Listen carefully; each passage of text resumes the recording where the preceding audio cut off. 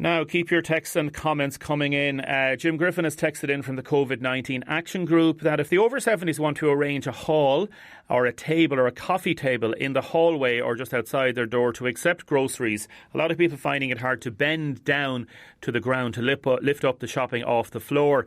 And those are involved in the COVID-19 are always wearing, the delivery service always wearing masks as well. And I've also been told they can deliver to kitchen tables if they over 70s want that as well. Good morning, Damien. Over 70s should stay in. Simple as that. I'm 15 years younger than that person. I'm in my late 50s. I'm afraid to go out, and people have to think of all the healthy people and their families. Another person, the restrictions put in place for the over 70s is because they're more prone to the virus. No other reason, to keep our mothers and fathers alive. Thank you, Damien, and all in WLR for all the great information you're giving out. Another text, tough times for us all. If we have to cocoon for 2 weeks, if you're over 70, you do it. You need to obey orders and we will get through this. Another group that has done a lot of work over the last 3 to 4 weeks dealing with the changing circumstances of this are lorry drivers, delivery drivers, transport workers. It's a topic we haven't covered yet on the programme, and I'm delighted now that Richard Nolan is on the line. Richard, good morning. Morning, Jamie. Thank you very much for joining us, Richard. I really appreciate it. You're with Nolan Transport. Tell me a little bit first about the background of Nolan Transport in terms of how many lorries do you have on the road? How many drivers do you have? So there's operations in Ireland, in the UK, and there's some in continental Europe. So the Irish business is a big business. So is the UK one. The continental Europe one is smaller, but collectively there's around 600, 650 trucks, something like that.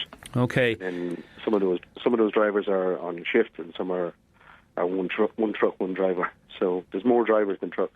Yes, of course. Yeah, I can imagine that. And how have the changed circumstances affected your business first and foremost? It's extraordinary. We saw this coming in January from China, but we didn't see it in the way that other people were seeing it. What we were hearing from UK container carriers was that they would have nothing to do from mid-March onwards, in that the containers stopped coming in from China. That was in January. Now, we were wanting to figure out what that would do to our business at that time, but we also gave it over to our head of risk, thankfully. Head of risk ran with this from a people point of view, and we were trying to come to terms with the commercial thing. So February was just, we plodded along like all businesses, I suppose, and then March hit, and March just went ballistic with people panic buying one sort or another. So we went from onshore to just crazy busy, like just ridiculous busy in terms of moving, mainly FMCG.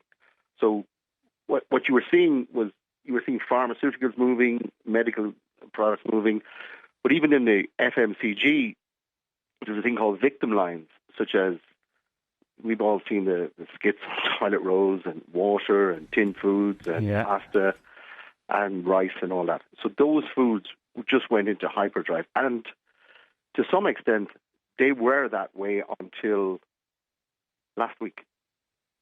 And then Monday, the Taoiseach made the announcement he made, which in our view is the right thing, for sure.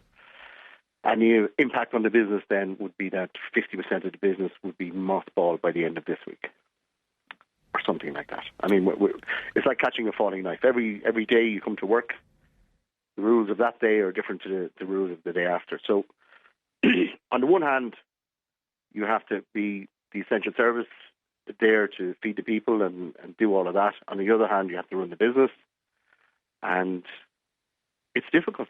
You know, it's really difficult, because we're not unaffected by this. We're not totally closed by this, which in some ways would be easier, but it is what it is, and you just have to roll with the punches. That image there of trying to catch a falling knife is is very apt. I haven't heard that in a good while, and it explains exactly, I suppose, as a manager of all the people and all the logistics, because I've done pieces, as you know, with yourselves, and thanks very much for coming on. You're based over in New Ross, and you've done a lot of work with charities as well in the past. It's like your business is normally based on very specific logistics and very specific routes, and you're planning ahead, and there's a lot of planning. Now, obviously the things can change on a daily basis. A truck might break down, there may be some issues, whatever the case may be, a driver might be sick, so there's a lot of permutations in that. But have you managed to keep the logistics going when things are changing so rapidly? Yes, we have. Now, if anybody tells you this is easy at the moment, they're not being truthful. It is not easy for anybody in this situation. But we're logisticians. It's what we do. We find a way. We change. We do what we got to do. And you would have to feel for businesses and people you work with, because they're all up against it, you know. And what they thought was true one week is not true the next week. But what I find is the people that kind of accept their reality quicker, they're on the ball, and then they do something about it, and then it's usually not as bad as they thought it might be. Those people seem to get there, whereas the people that are, hoping that it'll be over in a week or in a day or two, they're living in cuckoo land. It's not like that. But I would have to say, and we work both sides of the Irish Sea, the leadership on the political side here has been it's good. It's good, and it's clear. And they tell you what to do, and they tell you what not to do. UK they seem to be doing twice as much in half the time, if you know what I mean. But they certainly seem to be following the Irish model, if you like. I'm going to ask you what I can see on the ground. Yeah, I'm going to ask you about the ferry companies and those differences in different countries in a minute. But firstly, the unsung heroes, I suppose, of this crisis, the drivers. Yes. Look, this has been my thing, even with our own people. They work with the drivers every day. The drivers, if they weren't doing what they're doing, so much just wouldn't be happening. Now, as it happens, they're in one of the safest jobs in the world in what they do right now in this environment, because they do self-isolate. But, you can't tell me about, the guys that have just gone on with pharmaceuticals to Italy. They're there as we speak. The guys that have brought food to Spain. And there's a bunch of guys gone to, I think there's 5 or 6 of them gone to Lithuania to pull back PPE for health workers. I mean, without these guys, this stuff just doesn't get done. And we don't know how to recognise them, or how the public at large can recognise them. I don't know. But without them, this stuff just would not happen. Yeah, I gave them a mention last week. Go on. We organise them, we plan them, we do this big fancy IT system, and it's good, and the control and the portals and all that, and it's great. It really is good. But without the people on the front line, no. And their families are at home worried about their husbands and wives going out driving. I know you have some female drivers as well, but they're worried about them going off abroad and going. So they're thinking about them as well. So we have to think about their families as well. And as you say, the systems you put in place are very, very good. What's the thing, like, are ferry companies, for example, observing social distancing and things like that? I presume the ferries are basically empty, effectively, apart from truckers. Well, I'll give you just one thing on the trucker, and then I'll do the drivers by their nature. They like the freedom of the open road. So to tell a driver to go home for 3 weeks, that would be harder than to do nothing, So they want to go, and to be fair, the roads have never been as easy to get around. The ferry companies, to be fair, they're doing what they're doing. The passenger ferry companies have no passengers, but they're still rolling, And the freight ferries, they're rolling with freight, of course. They always have been. But the ones from Ireland, say to Dublin, Holyhead, Dublin, Liverpool. Well, sorry, the passenger ones, Dublin, Holyhead, out of Rosslare, be it to Wales or to France or to Spain, they had no passengers. Right. So that has an impact. Now, I don't know if the government is or is not doing something with those guys or what have you, but it's vitally important they stay open. Because you're kind of getting me to where what you're seeing is essential services. Now, everybody assumes that you can get this stuff when you want it.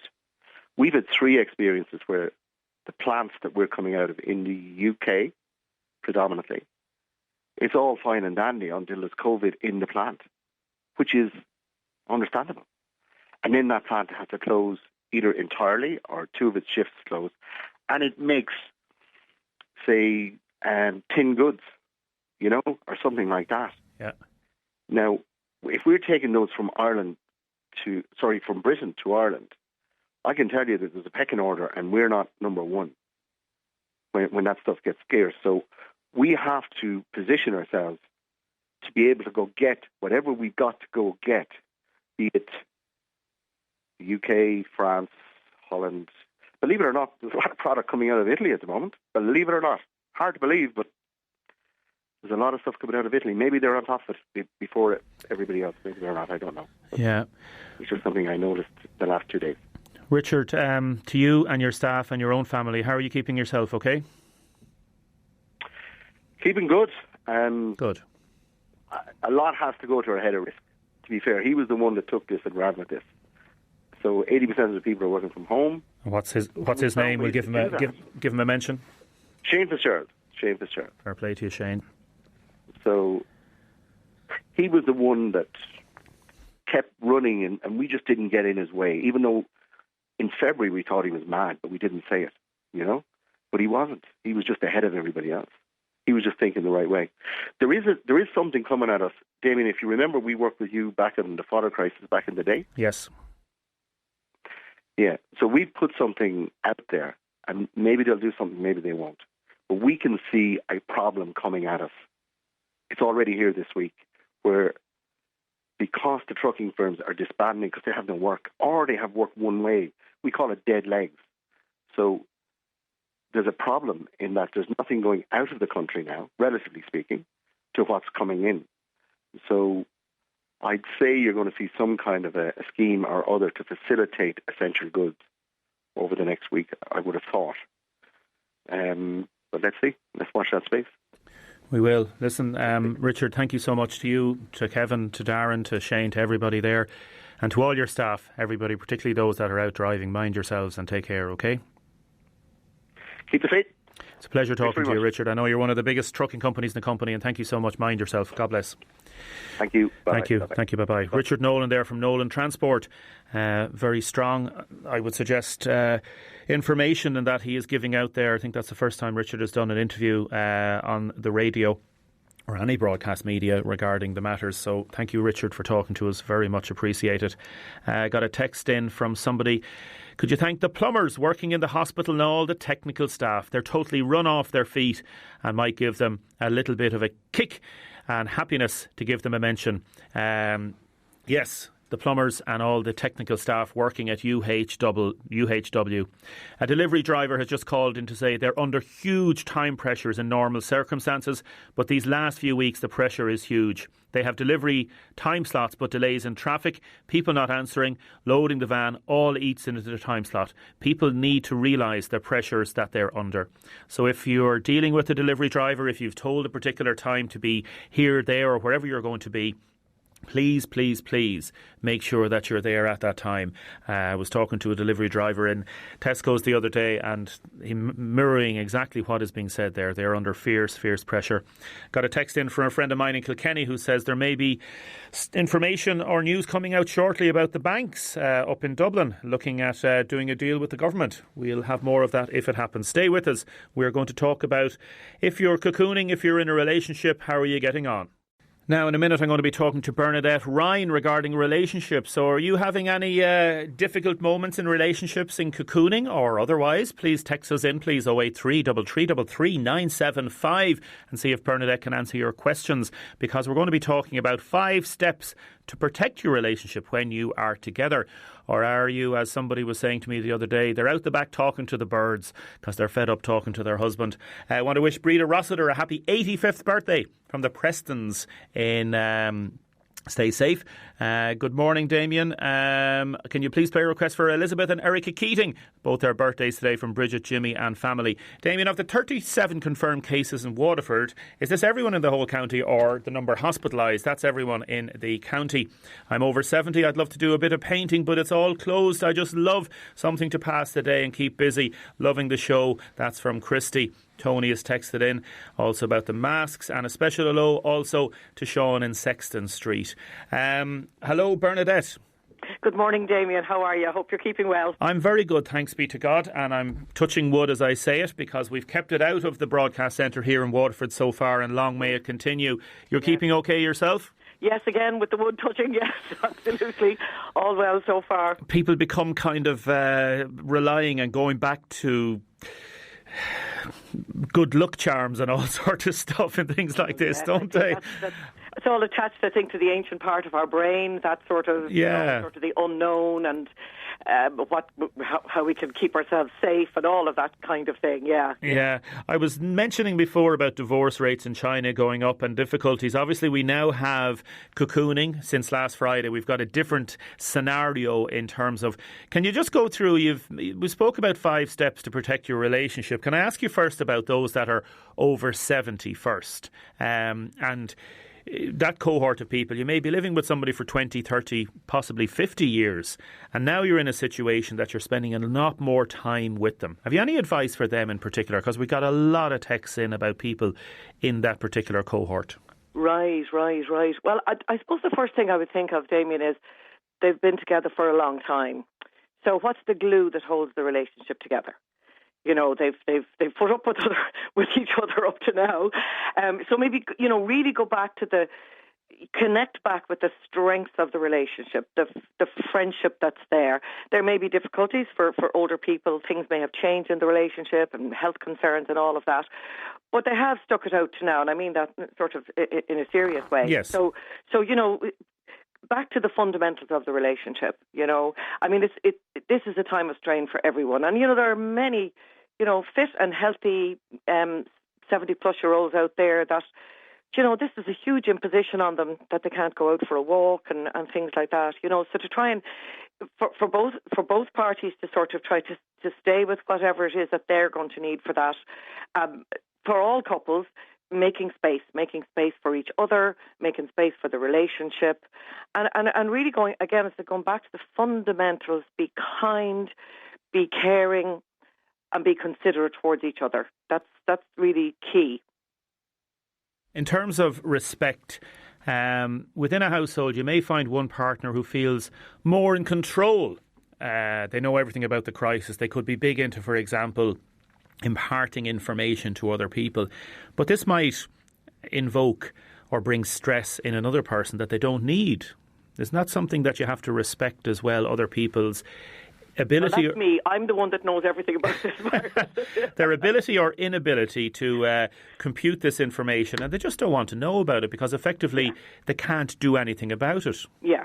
I think that, we need to be, as you say, respectful and aware that we all cope with fear and anxiety in different ways. Some people, for them, knowledge is power. They need to know everything about it. They need to know, for them, that they feel that they have some kind of control. And that's okay too, But others don't want to go that way. They prefer to sort of maybe put their attention somewhere else, maybe sort of read or watch films or those kinds of things. So I think it's really important, again, always to respect the other person's choice and how they deal with things. And also, for some people, I've kind of noticed that, anxiety and fear, even for them, they may not acknowledge it to themselves, which, by the way, David, I think is an important thing for all of us to acknowledge our anxiety and fear, not try to push it away. I'm not talking about letting it dominate or overwhelm us. But it is important to acknowledge I am fearful here. I am frightened. This is connecting in for many of us, if not all of us, in our very survival. You know, when we hear those terrible statistics of death and dying and all of those kinds of things, it connects into that fight, flight, or freeze, you know. So I think it's important to acknowledge that individually, but not let it overwhelm. Find the ways that we can actually sort of ground ourselves around that and stay as calm as we can around it. But for some people who don't allow that in, it comes out in their behaviour. You know, they might be more cranky or they might blow up every so often. And I really think, you know, the way to deal with that is try and detach from it, not take it personally, separate the person's behaviour from the person, you know. So it really is about self-awareness. It's about taking that breath. It's about making the time, you know, because this is difficult for everybody. So normally speaking, relationships, we're adjusting to this, particularly maybe people also who are working from home as well as cocooning. We're adjusting to this. Our relationships have adjusted around our activities. You know, for example, perhaps for people who are cocooning, one or other or both may have established a really good social life for themselves through golf or through, you know, playing bridge or those kinds of activities that older people tend to get involved in. And that's all gone, you know. So again, trying maybe to, if the technology is there for them and they're okay with it, to try and connect with those, just keep those things going. You know, there's various classes online and all that sort of thing. So okay, and if there's excuse me, any young people listening to this, young ears, the next bit you may not want to turn it. You may want to turn it off because we want to talk about intimate matters for a second. Desire and sexual intimacy. How does one maintain sexual intimacy or fostering desire when there's so much bad news around, when you're feeling stressed, when you're like, how do you do this? Because people have said jokingly, oh, we're going to have a baby boom in 9 months' time. Maybe not. Maybe people are going to can't stand the sight of each other. So sex can be very important for so many people in relationships, as we know. So talk to me a little bit about that intimacy aspect, please. Yeah, well, intimacy is both sexual and emotional. You know, and generally speaking, and again, just generally speaking, women tend to need emotional intimacy for good sex, and men tend to relate through sex. You know, so therein can lie a problem in a relationship. Now, Bernadette, are you serious? Is that? Oh, absolutely, and I mean that in a very respectful way. You know, men show their love and affection through sex, and every woman is nodding now, and every man is going, no, you're not true. We were intimate as well. No, sorry, I don't mean it in that way, but it's generally speaking that. And same-sex couples as well now is different. But we're talking about. Okay, go on. For example, Damien, for example, say if a man's sexual desire is maybe higher than the woman's in the relationship, and that needs to be accommodated as well. But if a woman doesn't have emotional intimacy, it can be very hard for her to sort of get into that space of the sexual intimacy. As one of my colleagues would say, you know, sexual intimacy starts at the breakfast table, looking into each other's eyes. You know, that can be very important for lots of women, you know. For men who, let's face it, come on, they can be more ready for sex than women, generally speaking. But men feel very rejected if they initiate sex and the woman is, I'm tired, or have a headache or whatever. That kind of cuts very deeply into them. They feel very rejected around that. So that's what I mean about showing affection through sex. It's different for both, you know. Yeah, like if it can be the other way around as well, by the way. If you're in a relationship with somebody and you only have sex maybe twice a year, is now a good time to have it? And now is a good time to have it. If you're happy with twice a year, like there's no norm for sexual intimacy. It depends on the couple. If once a month is what keeps both people satisfied, that's fine. The difficulty, I suppose, can arise when somebody wants it maybe every day and the other person only wants it once a month. That obviously has to be addressed and there needs to be a compromise reached. But I would say that brings in alone time maybe. But particularly in these times of sort of anxiety and fear, that to build the emotional intimacy, if you want to build the sexual intimacy, they go hand in hand. So it's not one or the other, you know. At times it can be, but generally speaking, particularly under this isolation and all the rest of it, the small things. There was a survey done, I think, about 2 years ago in the UK about couples that felt happy with their intimacy. Well, of course, was the UK. They were saying, well, they really appreciate things like their partner making them a cup of tea. Yes. So, don't overlook the small stuff. No, of course not. And I would say, we prioritise everything else in our lives. Yes, sexual intimacy needs to be prioritised too, especially under the current circumstances. So things like, let's put all this coronavirus stuff, COVID-19 to the side, have a date night, get dressed up, whatever, you both light the candles, and this is time for us. And it may lead to sexual intimacy and it may not.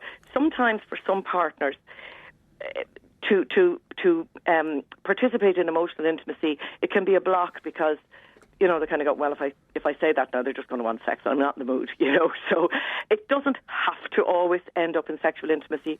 The most important thing is emotional and closeness and caring for each other, really, at the end of the day, Bernadette, as ever, thank you so much for your advice. Lovely to talk to you, and stay safe, OK? Stay well, Damien. Thank you. Thank you very much. Bernadette Ryan there, our relationship counsellor. What do you think of what she has to say regarding intimacy matters and sexual matters? If you want to text us, please do text us. I'll keep your name out of it if you want as well. 083 333 975. So many texts coming in. Big shout out to the oil delivery drivers, please, Damien, who are trying to maintain social distance with customers. It's not easy. Oh my God, Damien, 30 years married. I haven't seen as much of my husband in the last few weeks. My best friend has become Henry the Hoover. Henry the Hoover is now my best friend because they're cleaning all the time. Other people saying their gardens have never looked as beautiful, looking as well as Mount Congreve. They're looking so well. Could people please stop whining on about lockdown? It's there to save other people's lives. Other people saying, please, please, please. I'm sick of listening to those promoting the over 70s going outside. They're not supposed to go outside. Over 70s have less capacity to heal and more inclined to breaks and infections, harder recovery and longer hospital stay. Keep in touch, let us know. Next, we are going to talk about ballroom dancing. Now I'm going to talk in a second to Declan Roach. He runs the dance schools around Waterford and Cork and Limerick about ballroom dancing. People saying, is it all right for the over 70s to stand at their front doors? Yes, of course. Is it all right, says this other person, for over 70s to have intimate relationships? Yes, I presume it is, if they're cocooning in that sense. Please give a shout out especially to sisters Angela and Alice. Missing you most and loads. That's from Bridget Halligan. I may not get through all your texts today. If not, I'll ask Jeff to read them out later as well. Avril Donnelly, husband Andrew and Auntie Joan Linan, and Jim and Veronica, who were cocooning and doing laps around the garden. Another exercise that you can do is ballroom dancing. Declan, good morning. Good morning, Damien. Thanks very much for joining us. Thanks for inviting me onto the show this morning. No, delighted, really, really delighted to do it. You're a vastly experienced ballroom dancer, as people know. 5-time All-Ireland champion. You judge competitions. You're giving free ballroom dancing classes. How are you doing this, Declan? Well, what I'm doing, Damien, is I've my background is ballroom and Latin American dance, professional dance teacher, but I've always specialised in the more social side of ballroom dancing, which has become very, very popular over the past number of years. So obviously with the COVID-19, and we all had to reinvent and think very quickly, and my main concern was all my students, because obviously we don't know when we're going to see one another on the dance floor again, and hopefully it will be very soon. So we have a WhatsApp group that we do just to give out information about the classes, if there's any change in the classes or what's coming up. So what I decided to do on the WhatsApp is that I would take videos of myself doing the steps that of the dances that they would have been taught since Christmas, and I do a kind of a breakdown of each dance step by step. Say, so for example, that we're in week 3 at the moment. So week 1 I would have done maybe 4 or 5 steps, week 2 then another 4 or 5 steps, and then week 3 and so on and so on. So that kind of gives them all kind of, it's fresh in their minds, so that when we will all get back on the dance floor again, none of them will be rusty.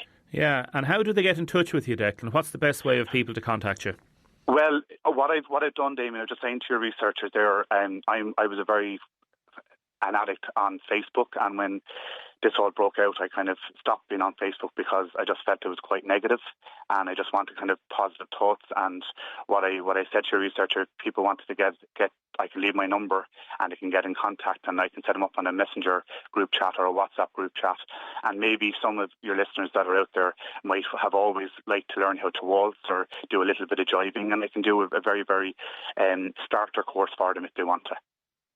Okay, that's a good idea. Yeah, Julie, you were talking because we're all restricted to space at the moment, and dancing. I always think dancing is like a jigsaw. You piece all the steps together, and now it's more of an opportunity where I do maybe a 5 or 10 minute video twice a week, and that gives people a lot of time. I've one of my students in Cork this morning, 87, and he just said that I put this as part of my exercise every morning. You know what I mean? So that's great to get feedback from all of them, Yeah, very much so. And I know a lot of people are trying and looking at doing different things during the lockdown, as they say, or lock-in.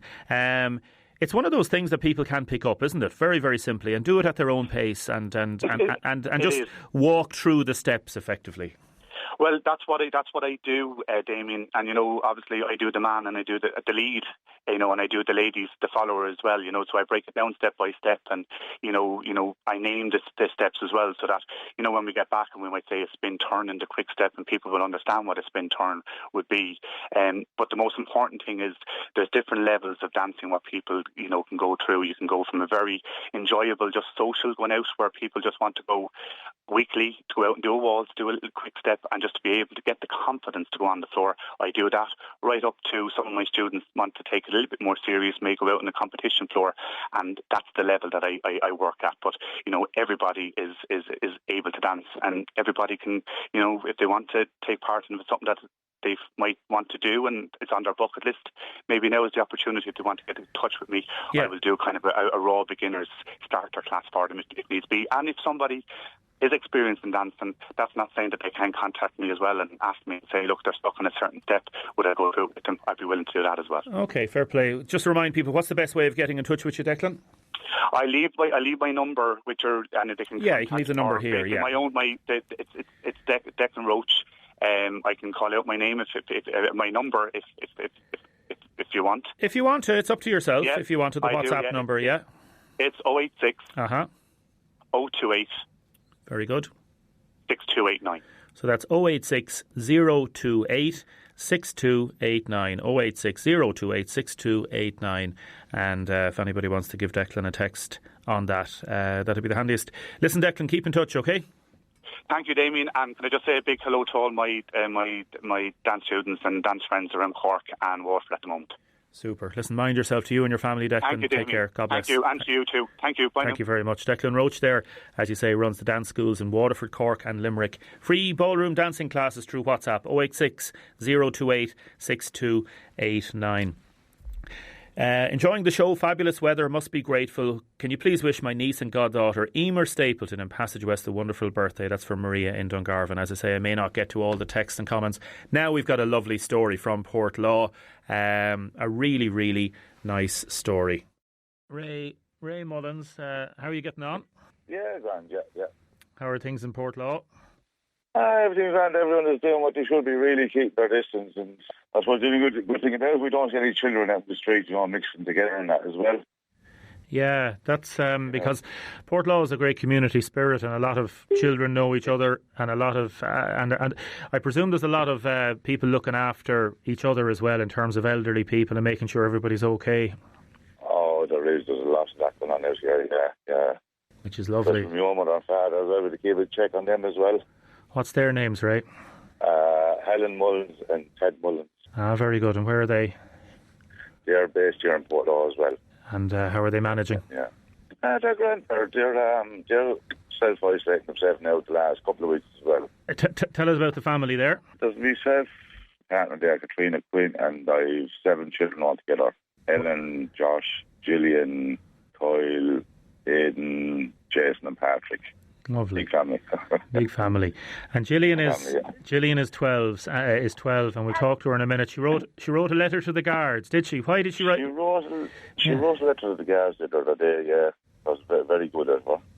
Why did she do it, Ray? She just had a nice... You know, a lot of the hard work that the guards are doing, you know, and what they're supposed to be doing really. And where did she get the idea of leaving a little bit of food for them as well, did she? Yeah, she left a few crisps and a few bars and that as well, and some drinks as well, yeah. I think what it is, she sees them driving around, and, you know, she's listening to the radio a lot as well, and she's hearing other people talk about what's going on around the world and that as well. How are you managing, Ray, to talk to the children about these things? Like, there's one thing keeping them inside and all that, but when they're asking questions, like Gillian would be the type of age now that she'd be asking questions, I suppose. Yeah, well, Gillian, she's asked the question already, but I think she understands as well what's going on. You know, I mean, I know she'd be out the front playing a bit of hurling there with a couple of the other children, but they're keeping their distance away. They are. Yeah. And you need to select a few that is around, really. Yeah, and it's hard. You know. It's hard as a parent. It's hard sometimes to talk to children about what's going on, isn't it? It is now. But the younger ones now find it harder, to take on. Yes. You know, they keep asking, can we go out? We say, you know, at the moment, no. But I'll be off up the wood and that with them now, all right, now, bring them off for a walk and that. It's a struggle, but, you know, we'll get over it. We'll give a mention to the guards in Portlaw. And is Gillian around there at the minute? She's beside me here now, yeah. Okay, Ray, I'll talk to you later. Thanks. Yeah, okay, Damien, thanks. Hello. Gillian, Damien Tiernan from WLR. How are you getting on? Good. Listen, I saw that lovely letter that you wrote to the guards. Well done. Thank you. Why did you decide to do it? Because I was sitting up in my room thinking about doing something like, because they were sitting in the police station and they're just helping old people as well out there.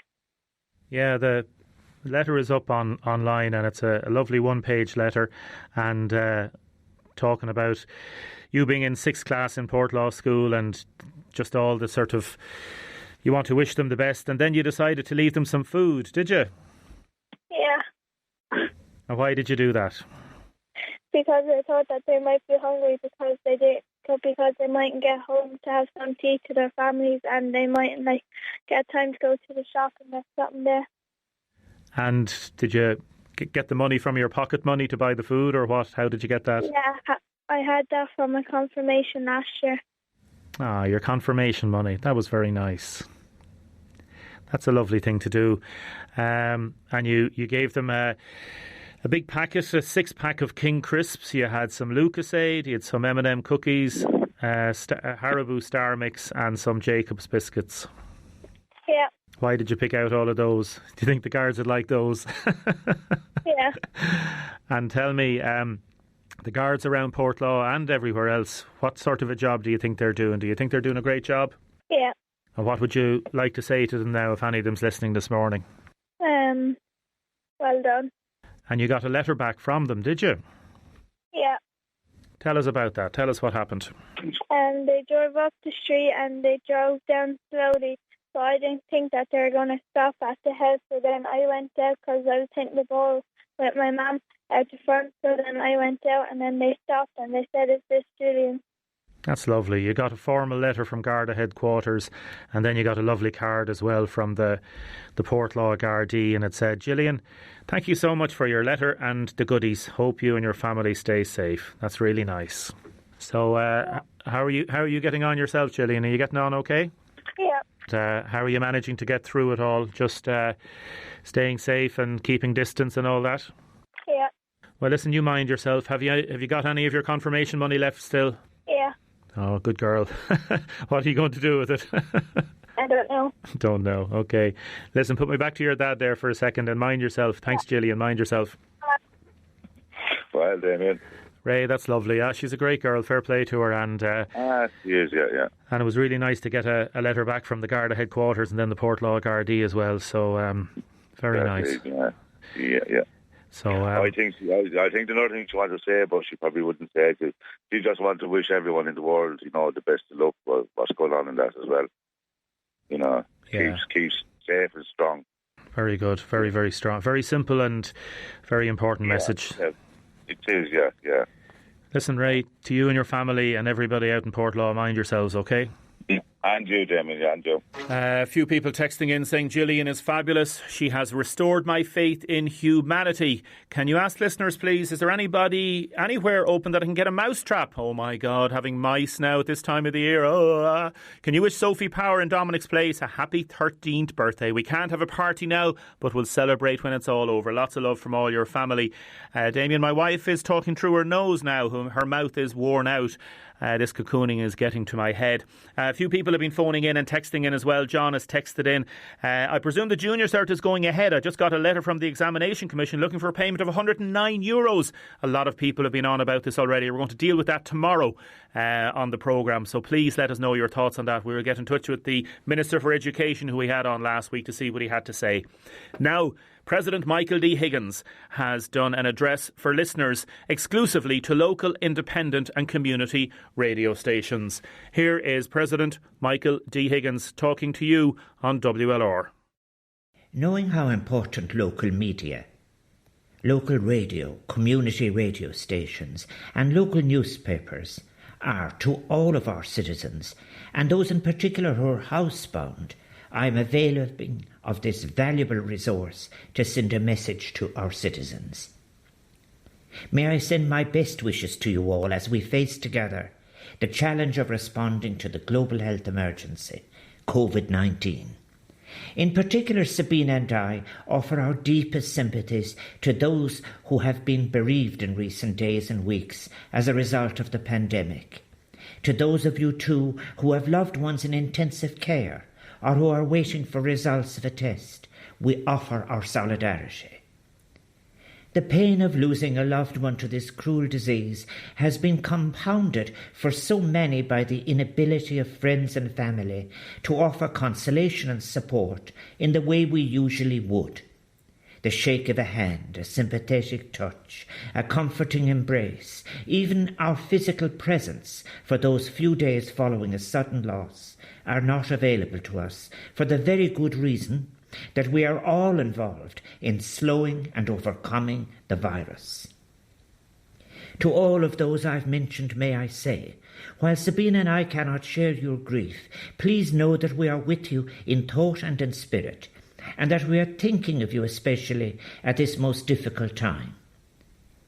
May I take this opportunity again to express my deep gratitude, Maruk Dronaheran, on behalf of the Irish people, to our healthcare workers, GPs, pharmacists and their staff, Defence Forces and An Garda Síochána, all of whom are working tirelessly and selflessly to ensure the best care possible is being made available for those affected by the coronavirus and also for the safety of all our citizens. We owe all of you an enormous debt of gratitude. We owe too a debt of gratitude to the many others who are risking their safety in order to ensure the continued delivery of necessary services.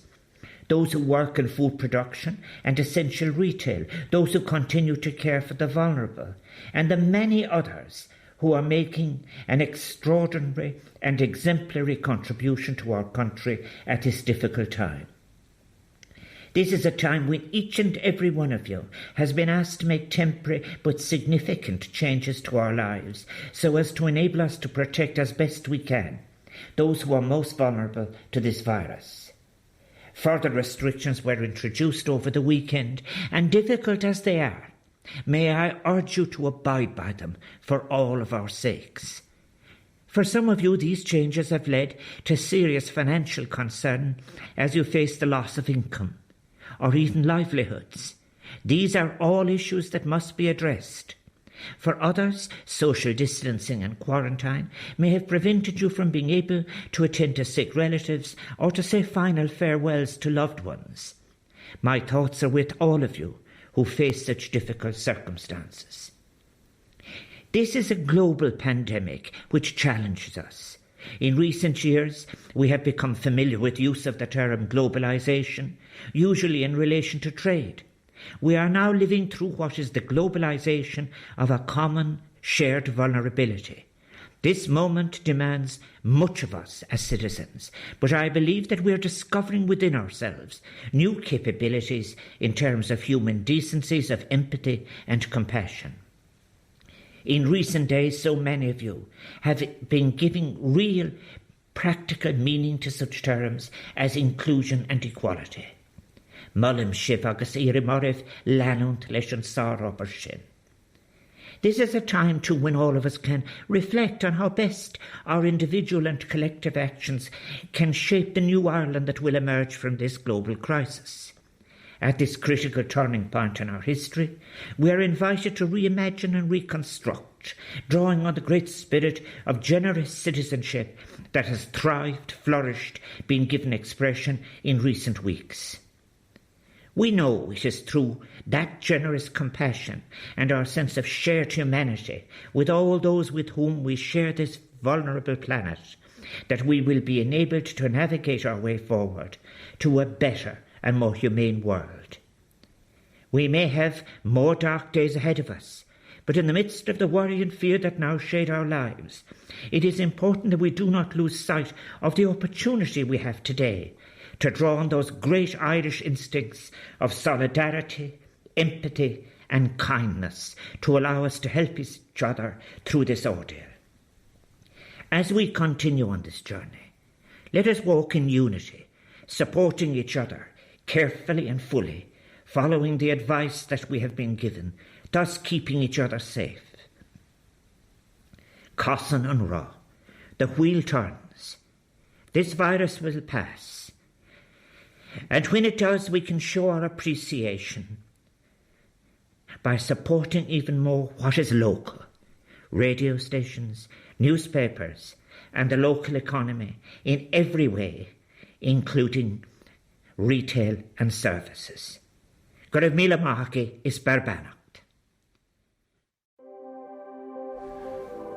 President of Ireland, Michael D Higgins. Thank you very much, Julie, for producing today. Thank you to our news team. Thanks to everybody in WR. Thanks to all your texts and comments. I'm not going to get through all of them today. If there's any requests that haven't come out, please text in Jeff after 12 o'clock. We'll get to more matters tomorrow. Stay safe, please, folks. Maintain your social distance. If you're at home cocooning, take care.